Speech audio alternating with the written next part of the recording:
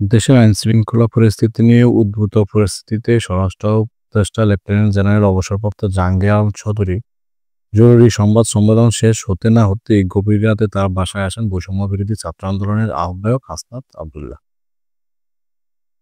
দিবাগত রাত 3:30টার দিকে তাকে উপদেষ্টার বাসভবনের সামনে দেখা যায়, তবে এই সময় সাংবাদিকদের সঙ্গে আনুষ্ঠানিকভাবে কোনো কথা বলেননি তিনি।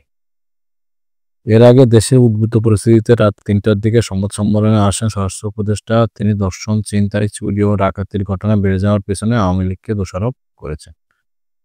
তিনি বলেন, আওয়ামী লীগ দেশ থেকে পাচার হওয়া টাকা দিয়ে দেশকে অস্থিতিশীল করার সব ধরনের চেষ্টা করছে।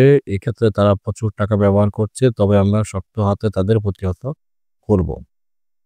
আওয়ামী লীগের যারা এসব কাজ করছে তাদের ঘুম হারাম করে দেব। জাহাঙ্গীর আলম বলেন, আগামীকাল থেকে আইনশৃঙ্খলা বাহিনীর টহল বাড়বে। যেখানেই ঘটনা ঘটবে সেখানেই ব্যবস্থা নেওয়া হবে। কাউকে ছাড় দেওয়া হবে না।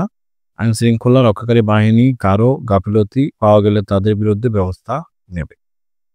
স্বরাষ্ট্র উপদেষ্টা বলেন, আওয়ামী লীগ দিনে রাতে কোথাও জায়গা পাবে না। আমরা টহল টিম কঠোরভাবে নির্দেশ দিয়েছি। তারা যদি কাজ করতে না পারে তাহলে তাদের বিরুদ্ধে ব্যবস্থা নেব। আমরা আওয়ামী লীগের দোসরদের কোনোভাবেই ছাড় দেব না।